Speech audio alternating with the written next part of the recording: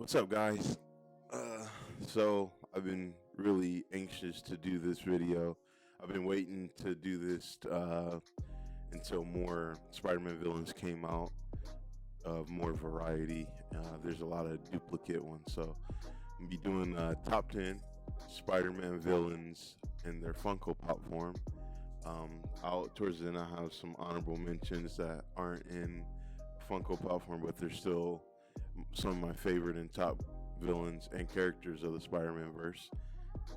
So first off, I'm gonna start number 10, work our way to one. It's pretty normal.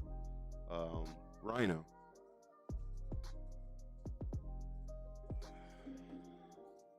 I love everything about this pop. It's dead on to how any version of Rhino I ever seen that wasn't like anything part of like the TV or the game. I'm sorry, words are tough. The PS4 Spider-Man game and the Andrew Garfield Spider-Man movie where they had Paul Giamatti as Rhino and he was in the machine. I'm not too much of a fan, and as you can see with the pop that I'm going to show you, I'm going to get some out of box videos of the pops, and I'm going to get some comic photos and perhaps some video of some of the characters and other. Well, most of them will be from the Marvel comic series, but some of them will be from other variations of the characters. So Rhino, they kept it simple with this pop. It looks dead on to the character from the TV show and the comics. The pop itself has like eyes on the top of its head, on the sides. It looks damn good. I kind of get that warm, giddy feeling whenever I find Spider-Man pops that the villains or Spider-Man himself look just like how they did whenever I was a kid. Next, we got Mysterio. And I know he may seem kind of low on the list, and I apologize for that. This is not my favorite version of him, but this version is up there. This is from the Spider-Man Far From Home movies. I love Mysterio. He brought another element to Spider-Man and made him think way more usual than what he would with Rhino or Hammerhead, or pretty much 90% of the villains in the show with regards to Doc Ock and Alistair Smythe and even Fisk. You know, he came off as just like the bronze and he had the money, but Fisk held the city together in certain ways and kept ordered chaos. And Mysterio was just a game changer whenever he came around, because he made Spider-Man be on his toes, and he couldn't handle this villain how he handles all his other villains. He didn't know what was real, what was fake, what was up, what was down, what dimension or time he was even in. So I love the original costumes, or the older costumes of Mysterio. They hit home more. I actually like the appeal of them a lot more. This one, actually, the pop is not too far off from it, so they did a really good job. And it was tough making this list because I'm a fan of all the villains, so it was just like my list was changing daily until I wrote it out, had it set in stone, talked to Thomas about it. He kind of confirmed like the list was, we agreed on what should be on the list. The order, is always tough. So that is number 9 for me. Number 8 is Carnage. And this is the Carnage from the Venom movie that Sony just made last October. He resembles strongly the character from the comics and the Marvel Comics TV show. So I know he's not exactly from then, but he's still one of my favorite villains, and he's a pure villain to Spider-Man. They never seen eye to eye. Carnage never liked Spider-Man. Spider-Man never liked Carnage. It was just a beautiful thing to see for villains, because there's a lot of Spider-Man villains that were like Rhino, Mysterio, Carnage. They were all pure villain on the pure villain team, but there are some other ones that I'll get to even on this list that had a love-hate relationship or eventually got over feelings or was never even a villain at all. It just happened to turn out that way, and Spider-Man had to take him down. So I love Carnage. I love everything about the symbiotes. If you guys haven't got a chance, check out our top 10 symbiote pops. We did Carnage, Venom, Toxin, or all of them that are Funko Pops that were made, and even elaborate on the other things about the symbiotes. And one thing I love about the symbiotes, before I go to the next one, is the symbiotes, the offsprings of those symbiotes are always stronger than the parent. So Venom is not as strong or as crazy or as dangerous in certain ways and respects as Carnage is. So Carnage is that guy for me. He really gets the job done. Hydro Man. Once again, this is not a part of. He looks similar to the Hydro Man in the TV show and in the comics, but the backstory or lack thereof that they gave from and Far From Home isn't true to his character. Hydro Man is actually a guy that ended up with water powers, so he wasn't a projection or a deity or made up anything. So he was actually a guy that got cursed with being, fully water, lost his girl, everything. So I really felt for Hydro Man, because it's kind of like he got turned into a villain when he probably wouldn't have if he was just a regular old guy. I love Hydro Man so much because he was such a difficult task for Spider-Man facing him. He was virtually unstoppable. There was Spider-Man himself using the tools he had before creating anything to stop him. You couldn't really. It was so hard. He could be everywhere. He could be any person or anything.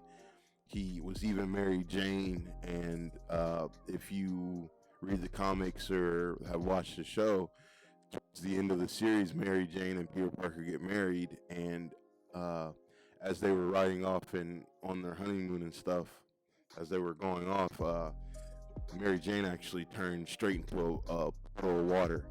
So Hydro Man played a lot of mental and physical games with Peter Parker and Spider-Man. So that's why he inches closer to the number one for me. Kraven, if you want to check out the unboxing I did of Kraven and Sandman and the Scarlet Spider in my last video, that is up. Kraven is, whenever I seen that they were coming out with a Kraven pop, I lost my shit. I couldn't wait. I felt like it was taking forever for it to come. Kraven really hits you emotionally in a lot of ways, or he makes you feel a lot of ways about him, because before he got just so animalistic, he was a great scientist, a great husband. He loved animals. He was just all around like a good dude until this happened, which is a similar thing that happened to the Lizard, and it's just that animal side of him just took over, and he became Kraven the Hunter. And it was tough because he was always on the borderline of it, but you could always tell like some parts of him really enjoyed being a villain. So he's one of those guys where he was on the fence, but more so than not, how he was portrayed, he was a villain that just got struck by some bad luck. Number 5 is a good one. They all are good ones, but really like this one. Doc Ock, Dr. Octopus. This is my favorite version of anything that they made, movie, TV show, video game. This is my favorite suit. It's so simple with the suit, and the legs are the more intricate part and more detailed of how they look and how they perform, how they were created in the show. And they actually gave him just a regular old suit, not regular, but it wasn't how any other depiction that he's been in. In other ones, I noticed that he just was a guy wearing regular clothes. In the Spider-Man 2 movie with Tobey Maguire, he just had like a trench coat and stuff like that on, but just the regular old goggles and this green and orange just really hits the spot right. It's just like for people that see NFL teams or NBA team whenever they're really young and they just get attracted to the jerseys of certain teams or their swagger, just the arena, whatever that you first get into things as a kid. That was what did it for me. His look is just perfect. They don't need to do anything ever to change it, and I'll be good with it forever. This one, I'll get into a little more about what I meant earlier, and the lizard. So the lizard is a complicated but really dope character. He got changed into a lizard because Doc Connors was extracting lizard DNA, trying to regrow his arm. He's a family man. He was a mentor for Peter Parker. Really good scientist, even though this happened to him. But he was another guy he was one of the guys, minus these bottom ones, that he was just a pure villain. Or he wasn't a pure villain. Sorry, he had so many just torn. His animalistic lizard side, the reptilian side was always trying to tell him to harm people, but he always was there subconsciously and mentally to be able to say no, but he may not have always been in control. So sometimes he couldn't physically stop, but he always knew what was going on, even if he couldn't stop. So it was a lot about Doc Connors and the lizard that just made him very unique. And he's actually in the Marvel comics the first villain that they present to you that Spider-Man faces as they get a story going of both Peter and Spider-Man, so you can get accustomed to the character. Now I'm getting into top 3. I know some of you are gonna feel some way about this. The last 3 was really tough for me. More so 3 and 2, the order. But Venom. Once again, this is Venom from the movie. I do have, if you can see on this side of me, put this down right here, I have the blue suit Venom, and then under this green Goblin next to Electro, I have the black suit, which is more closer looking at this. It's just his face is more closed up. I showed him on the symbiote top 10 that we did. Once again, if you guys want to check that out, you'll get more informed of what I'm saying. But I like this version of the pop. I know the box doesn't match most of the characters that I'm describing from being in the old school, but I haven't really gotten to show this pop off, and I love this Venom because just like in the movie, what did it for me with Venom is just him having his own just morals, his own ethos, his own mind. Just everything about him was different and separate, and he always did his own thing, even if he was attached to a Peter Parker, or in the game, the PS4 game looks like it's going to be Harry Osborn, whoever Eddie Brock, Flash Thompson, whoever he was attached to, he always had his own swagger about him and had a mind of his own, and he controlled the urges of people and could sometimes control their physicality if they didn't know how to separate themselves from Venom, and just was totally being used as a puppet. But with like Eddie Brock, he like they had a if you guys watch any of, even in the movie, watch any of the cartoon or the comics, like him and Eddie came to an understanding with one another, and they were more or less partners. But we know Venom, he was only a partner if Eddie would do with what Venom wanted to do. So I love Venom. I'm sorry he's not number one or number two, but the next two for me, for Spider-Man, if none of these villains existed, Venom would be my number one. But my next one is Green Goblin. Green Goblin is a masterpiece as a functional thinking character that was in control, had a to make, knew how to push Spider-Man's buttons. They had a long-lasting rivalry. Green Goblin just checks off everything for me that a villain needs, and wasn't really lacking in anything. This is also my favorite costume they ever done. I didn't really like the Spider-Man 1 adaptation of Green Goblin from the Tobey Maguire movie. I liked William Dafoe though; he did great. But this is just my favorite. Like the purple goblin Santa hat, the pumpkin bombs, I'm not sure what they call I guess the satchel that he has. Just everything. I like his shoes. He kind of looks like a elf goblin, but yeah, he's not messing around. So I love Green Goblin. He's just a dynamic character. He put Spider-Man on the map in a lot of ways, and he had two parts to him, which made him even more interesting. Norman Osborn and then Green Goblin. So it was always a back and forth with those two, even though they were more on the same page than the next guy. My number one, this is one of my number one Spider-Man pops. Is one of my number ones villains. I will not be taking this out of the box. I know.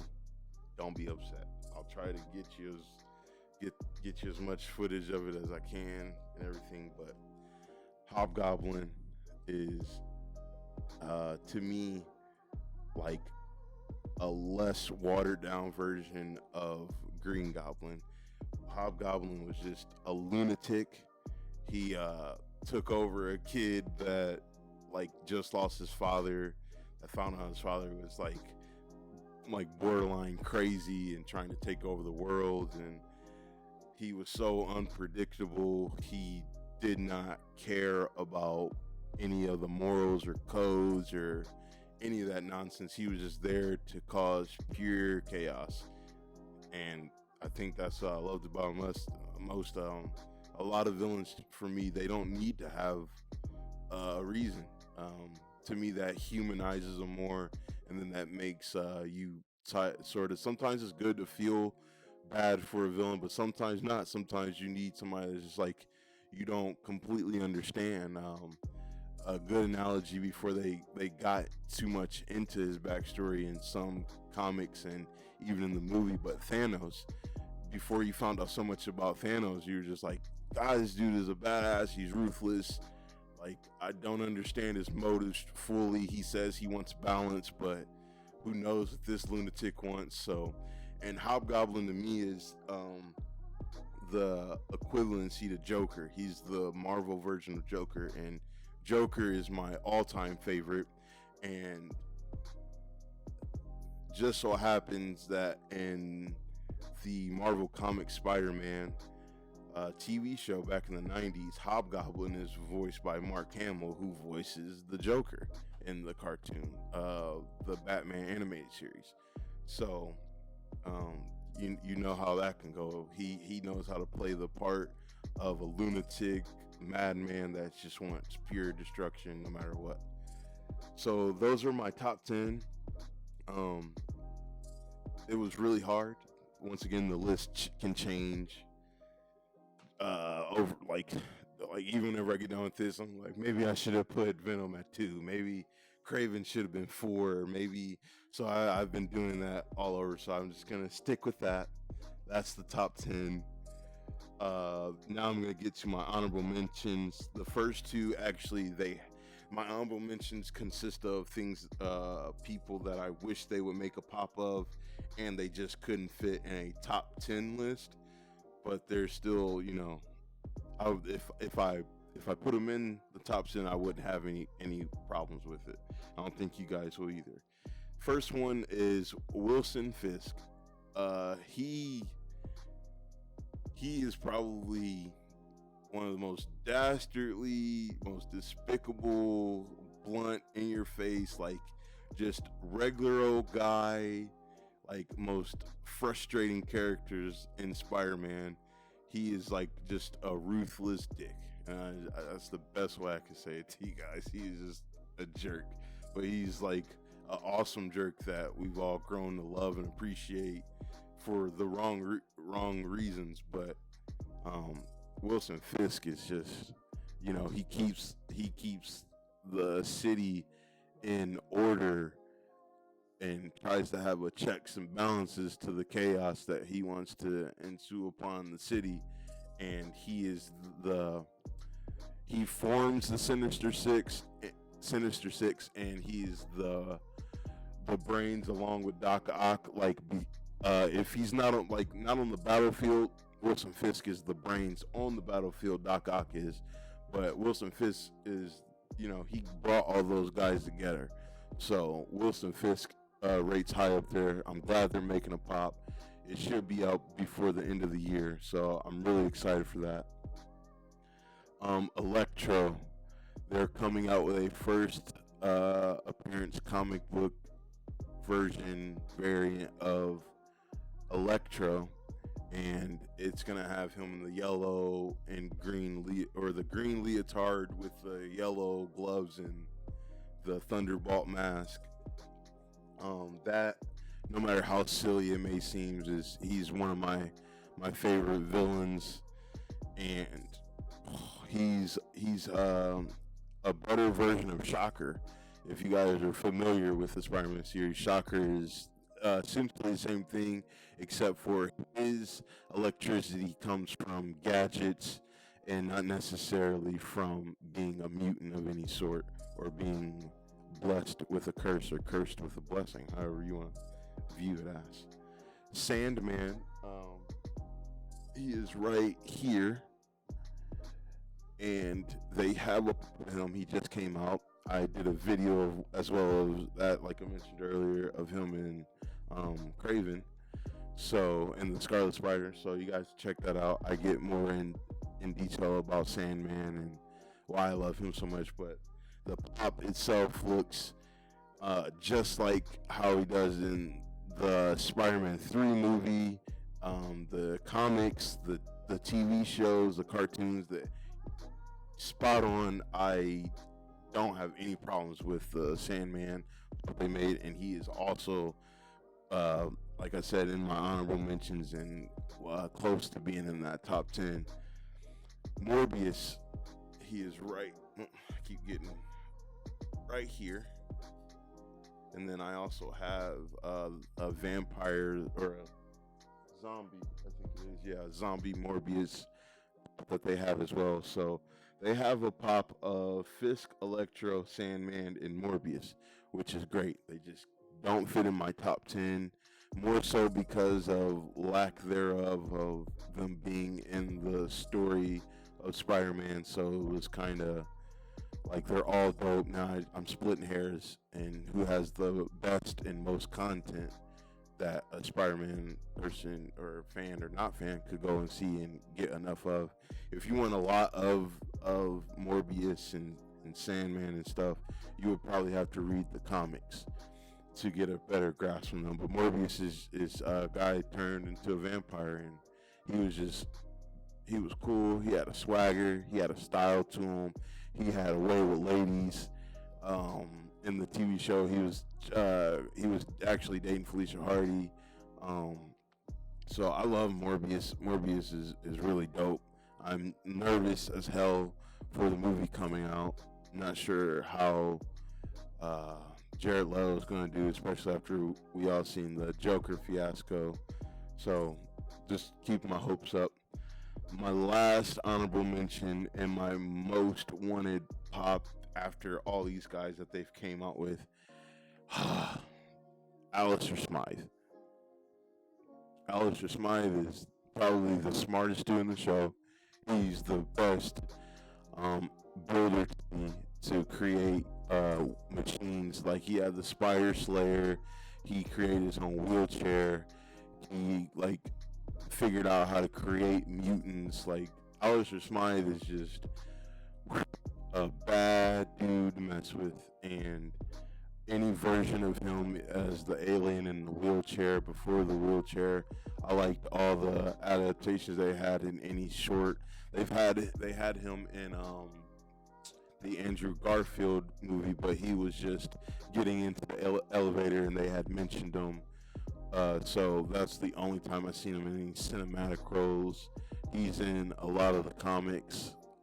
He plays a big part in the Marvel Comics cartoon. So if you guys ever check that out, I know that they have a DVD set out, or you can try and find it online or something. But you will do yourselves a great service to go and check out the Marvel Comics Spider-Man series that was on Fox way back in the day in the 90s. So these are my top 10 villains. I'm gonna wrap it up here. Let me know if you guys feel the same way about these villains. If you have them in a different order, maybe. If you have any of the Spider-Man villain pops, let me know. Or just tell me if I just got this list dead wrong and it's just like, no, man, some of these people shouldn't even be here at all, and you should have put in Morbius and Electro and Sandman and stuff like that. So let me know. Do keep in mind that this top 10 is also based off of just the Funko Pops that they've made. So some of them, the honorable mentions, and I also have there's Chameleon, Shocker, Hammerhead. They have a Mr. Negative Pop that you can see right here, and they have Vulture coming out, first appearance Vulture Funko Pop, first appearance Spider-Man Pop based off of the comics that are coming out, and Tombstone. Hopefully one day they make him, and that would be really freaking dope. So hopefully Funko continues on this path, makes more villains, and hopefully the MCU and any TV shows they do right by these characters and make them as badass as I've always remembered. Make sure you guys like, share, subscribe. It really helps my channel out. We're on the path to 100 subscribers. We're about 28 out, I believe, from getting 100. So appreciate that. Might be doing a giveaway around then. Thank you guys for all the support on the channel. Let me know in the comments about anything I said that you have. Hit me up on Instagram, YouTube, or Facebook. Instagram and Facebook. I have a lot of dope pictures up on Instagram if you want to come check out anything, and stay tuned for more just the top 10s and any more of my podcasts that I'm going to be doing. We actually just wrapped up a Halloween horror movie type of thing, just because it's the season, we have a guest on there. So make sure you check that out in a couple of days. That'll be out after this. Appreciate it, guys. Take it easy. Thanks.